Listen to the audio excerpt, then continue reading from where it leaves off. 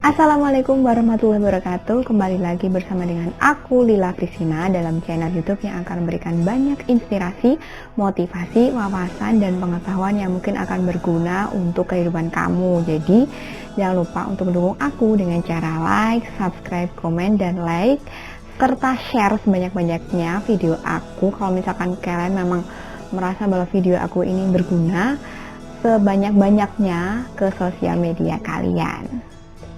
Setelah sekian lama aku nggak upload video, jadi udah sekitar 2 minggu lebih kayaknya ya aku nggak upload itu karena memang lagi malas bikin aja sebenarnya ya. Kalau misalkan ditanya apakah ada kesibukan, sebenarnya sih kalau misalkan cuman bikin video aja tuh selalu ada waktu ya, memang karena lagi malas aja gitu. Dan semoga dengan video kali ini aku lebih produktif lagi. Semoga dari sini nanti kedepannya aku akan lebih banyak untuk memberikan inspirasi-inspirasi ke kalian dengan membuat video-video yang bermanfaat untuk kalian. Di video kali ini aku masih akan membicarakan atau membahas mengenai parenting atau pengasuhan anak. Jadi ini penting banget sebenarnya untuk kalian para wanita, sebenarnya sih bukan wanita juga, para pria dan bapak-bapak di luar sana yang memang bertanggung jawab terhadap istri dan anaknya. Jadi sebenarnya kalau masalah pengasuhan anak, tumbuh kembang anak itu kan bukan hanya ibu aja gitu loh. Bapak-bapak juga bertanggung jawab karena memang kalau misalnya sudah menjadi orang tua itu ya tanggung jawabnya aja. Di sini aku akan membahas tentang ASI lagi. Jadi ASI itu merupakan suatu hal yang memang sudah awam aja gitu, sudah banyak orang yang tahu bahwa ASI itu memang harus diberikan ketika si ibu mampu untuk memberikan ASI kepada anaknya. Tapi bagaimana kalau misalkan ibu tersebut tidak mampu memberikan ASI, misalnya ketika ibu bekerja, ketika ibu harus meninggalkan anak, dan banyak di luar sana yang masih belum mengetahui bahwa ternyata ASI itu bisa disimpan menjadi ASI perah. Jadi mereka biasanya kalau misalkan belum tahu nih ya udah kalau misalkan lagi kerja, lagi misalnya keluar kemana gitu, mereka memberikan susu formula kepada anak mereka. Padahal kita sebagai seorang perempuan tetap bisa mengasihi anak kita yang ada di rumah sedangkan kita bekerja misalnya ya, itu dengan cara memerah ASI tersebut. Memerah ASI sendiri itu ada 2 macam ya teman-teman. Jadi ada memerah ASI menggunakan tangan atau namanya marmot.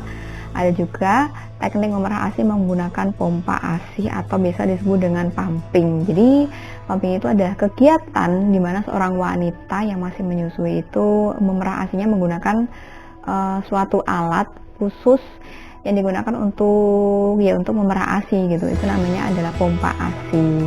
Nah, di sini aku akan mereview salah satu pompa ASI yang sudah aku gunakan selama 1 tahun lebih. Kalau nggak salah selama kurang lebih 14 bulan. Sekarang anak aku usianya 16 bulan. Dan ketika anak aku usianya 2 bulan, aku mulai membeli alat pompa ASI ini. Apa pompa ASI aku? Jadi simak terus video ini sampai habis ya, karena aku akan membahas dan mereviewnya.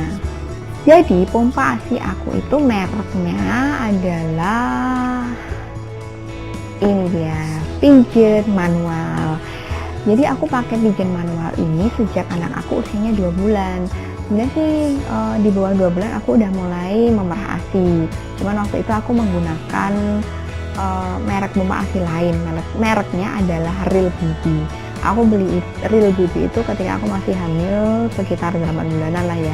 Karena memang aku udah mau tahu juga gitu loh, karena aku mau ASI eksklusif dan mau memberikan anak aku itu ASI terus walaupun aku sedang bekerja. Jadi aku membeli pompa ASI ketika anak aku masih belum lahir dengan harapan kalau misalkan udah lahir aku udah sering memompa ASI, kemudian ASI aku kan lancar gitu walaupun aku bekerja, walaupun aku pergi kemana-mana tanpa anak aku tetap masih bisa memerah ASI seperti itu. Tapi teman-teman, walaupun kita sudah mengetahui teori-teori tentang mengasihi ketika anak kita belum lahir alias masih hamil, ternyata masih banyak banget cabang-cabang teori yang tentunya masih belum kita ketahui ketika anak kita itu lahir. Jadi masih ada kaget-kagetnya, walaupun tidak sekaget ketika kita tidak mengetahui apapun gitu. Jadi tetap ilmu itu harus kita kantongi ilmu tentang mengasihi itu harus kita ketahui ketika anak kita masih dalam kandungan, alias nanti kalau misalkan anak kita sudah keluar, kita walaupun kaget, walaupun ada kaget-kagetnya, cuman gak kaget-kaget banget gitu loh. Jadi ternyata mengasihi itu ada banyak banget halangan-halangan dan rintangan yang tentunya akan lebih sulit lagi ditaklukkan ketika kita tidak mempunyai bekal ilmu gitu. Misalnya ketika kita tidak memiliki pengetahuan tentang bagaimana cara melakukan pelekatan yang baik antara mulut bayi dengan puting payudara si ibu. Kemudian ketika kita tidak mengetahui tentang bagaimana seharusnya proses pemberian, durasi waktu, juga proses pemberian ASI dari ibu ke bayinya itu seperti apa. Jadi biasanya kalau misalkan si ibu tersebut menyusui terlalu lama, misalnya anaknya 1 jam kok nggak kelar-kelar nyusunya, jangan-jangan ASI kurang nih, kayak gitu. Jadi itu sebenarnya tuh suatu hal yang harus kita ketahui di awal gitu loh. Jadi misalnya kalau misalkan anak kalian itu terus-terus nyusu, itu ada teori lain namanya growth spurt atau percepatan pertumbuhan, dan itu membuat anak kalian itu terus-terusan menyusu di puting payudara kalian walaupun si anak tersebut sudah kenyang. Itu namanya percepatan pertumbuhan, jadi bukan karena ASI kalian kurang. Teori lain yang juga masih belum banyak ibu-ibu ketahui itu adalah ketika ternyata pemilihan pompa ASI itu harus disesuaikan dengan anatomi puting payudara kita gitu. Jadi misalnya tadi ya, aku itu beli Real Booby, sebenarnya bagus banget itu Real Booby itu dengan harga yang lumayan terjangkau. Kita udah dapat pompa ASI elektrik sekitar 170.000 tadi ya. Dan itu ASI aku bisa keluar gitu, cuman agak sakit karena memang anatomi payudara aku itu tidak sesuai dengan bentuk anatomi dari si bodinya Real Booby gitu. Jadi karena memang misalnya untuk payudara yang bukan payudara, puting payudara yang cenderung besar itu kurang sesuai dengan bentuk body Real Booby yang lehernya pendek, jadi putingnya bisa mentok. Nanti aku kasih ilustrasi aja ya biar kalian lebih jelas. Nah, karena aku udah masuk ke grup ASI di Facebook, jadi aku mengetahui, jadi aku semakin tahu bahwa ternyata pompa ASI itu cocok-cocokan, walaupun pompa ASInya harganya mahal banget, bisa sampai berjuta-juta. Kalau misalkan nggak cocok, ya udah, ternyata emang nggak nyaman digunakan gitu. Dan dari situ aku mulai mengetahui sedikit-sedikit bahwa ternyata aku membutuhkan body pompa ASI yang lehernya itu panjang, jadi leher itu kayak gini ya. Nah, ini sekaligus aku kasih tahu ke kalian pompa ASI pigeon aku yang manual ini jadi bentuknya kayak gini. Nah, ini namanya leher dari pompa ASI. Ini leher pompa ASI-nya. Jadi aku membutuhkan leher pompa ASI yang cenderung lebih panjang. Kalau Real Booby tadi lebih pendek. Ya it's okay ya kalau misalkan memang putingnya kecil misalnya ya, nggak mentok ke lehernya, itu ya nggak apa, nyaman-nyaman aja gitu. Cuman kalau buat aku lebih nyaman yang lehernya panjang seperti ini. Nah, ini adalah bentuk dari pompa ASI. Aku mereknya Pigeon. Aku pilih yang manual karena memang yang manual itu harganya lebih terjangkau ketimbang yang elektrik. Cuman walaupun terjangkau, ini juga nyaman banget gitu loh kan menurut aku. Bisa mengosongkan ASI aku sampai yang kosong banget gitu loh. Kalau Real Booby ya masih kosong sih, bisa kosong, cuman durasi waktunya lebih lama daripada yang ini. Jadi dimulai dari harga dulu ya. Kalau dulu harganya itu bisa sampai 500.000 si ini pigeon manual ini. Kalau sekarang sih udah di bawah 300.000 aja itu udah ada gitu. Di Shopee kalian bisa beli, tokonya macam-macam dan harganya juga macam-macam juga, menyesuaikan dengan toko. Kalau aku sih belinya waktu itu sekitar berapa ya, nggak sampai 300.000 sih, sekitar 290-an ribu gitulah. Itu udah dapat pompa ASI yang menurut aku nyaman banget, yang bisa digunakan sampai bertahun-tahun mungkin ya. Nanti mungkin untuk adiknya anak aku yang pertama bisa juga nih dipakai. Jadi nanti di box ini kalian akan mendapatkan buku panduan seperti ini dalam bahasa bahasa Inggris, ada bahasa Indonesia, ada juga bahasa India apa Vietnam ya, nggak tahu lah aku, bahasa seperti ini loh, kayak gini. Jadi di sini nanti akan aku bacakan aja ya buat kalian supaya kalian lebih paham lagi. Dan ini juga udah ada bagian-bagian dari pompa ASI. Ini seperti ini. Supaya lebih jelas nanti aku akan edit video ini dan aku akan menjelaskan lebih gamblang lagi dan membacakan petunjuk-petunjuk dari pompa ASI Pigeon ini. Bentuk cover dari pompa ASI Pigeon sendiri jadi seperti ini ya teman-teman ya. Nah ini, jadi di balik kemasannya itu juga ada berbagai macam petunjuk-petunjuk yang bisa kalian baca, mulai dari petunjuk untuk memasang pompa ASI-nya, terus kemudian ada petunjuk tentang pemerahan ASI. Kemudian ada juga di balik kemasannya itu.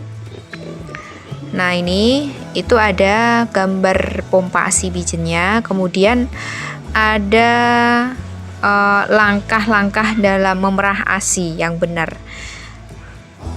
Jadi aku rasa cover dari pompa ASI Pigeon ini udah lumayan lengkap dan bagus sih ya.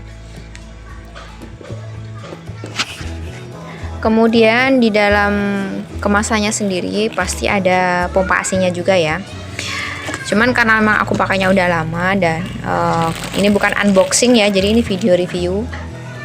Itu ada tempat dari pompa ASI-nya plus dot juga. Cuman kalau dot ini aku rasa nggak terlalu direkomendasikan ya. Kayak gini. Nah itu juga ada buku petunjuk dari Pigeon sendiri. Buku petunjuknya seperti apa? Bentuknya adalah seperti ini. Di situ ada petunjuk-petunjuk tentang bagaimana cara memasang pompa ASI, kemudian bagian-bagian dari pompa ASI Pigeon sendiri. Kemudian ada juga cara-cara untuk memerah ASI yang baik itu seperti apa, daya hisapnya. Untuk mendapatkan daya hisap yang baik itu seperti apa, kayak gitu. Ini. Jadi yang pertama kalian harus memasukkan stemnya ke diafragma, kemudian memasang diafragmanya, menahan katupnya, dan sebagainya. Nanti kalau kalian beli pompa ASI Pigeon ini banyak banget petunjuk-petunjuk yang bisa kalian coba sendiri. Oke, selain itu juga ada cara untuk menyimpan ASI perah yang baik seperti apa.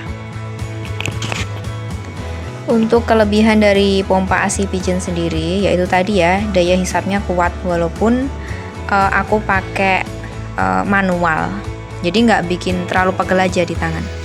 Nah, ini adalah beberapa contoh dari hasil perahan aku pakai Pigeon. Jadi Pigeon itu juga ada tumpuannya seperti ini ya. Nah ini adalah hasil perahan aku. Untuk kelemahan Pigeon sendiri aku rasa sangat minim sekali. Mungkin kalau misalkan udah waktunya ganti valve, nanti aku tunjukkan valve itu seperti apa. Itu harus diganti 3 bulan sekali. Kalau nggak diganti nanti bisa agak kurang daya hisapnya. Ini adalah contoh-contoh hasil perahan aku di botol kaca. Yang ini ada di plastik ASI perah. Nah ini contoh hasil perahan aku waktu di freezer. Sekian dulu video dari aku. Semoga dari video kali ini, review aku tentang Pigeon manual ini membuat kalian semakin termotivasi untuk memberikan ASI eksklusif dan diteruskan ASI sampai dengan 2 tahun untuk anak kalian. Jadi kalau misalkan kalian sibuk bekerja, tidak harus langsung memberikan susu formula. Bisa kita memerah ASI tiap 3 jam sekali. Cuman kalau misalkan udah setahun ke atas sih bisa lebih longgar lagi ya, 4 jam sekali. Itu nanti kulkas kalian udah dijamin lah ya, udah banyak banget gitu timbunan-timbunan ASINya. Nah misalkan nanti kalau misalkan kalian udah bekerja terus anak kalian haus, ya udah tinggal kasih tahu aja ke yang ngomong bahwa ambil aja ASI, nggak harus memberikan atau membuat susu formula. Jadi lebih simple, lebih higienis, lebih ekonomis. Terima kasih sudah menonton video aku. Jangan lupa dukungannya dengan cara like, comment, subscribe, dan share sebanyak-banyaknya ke sosial media kalian. Bye bye. Wassalamualaikum warahmatullahi wabarakatuh.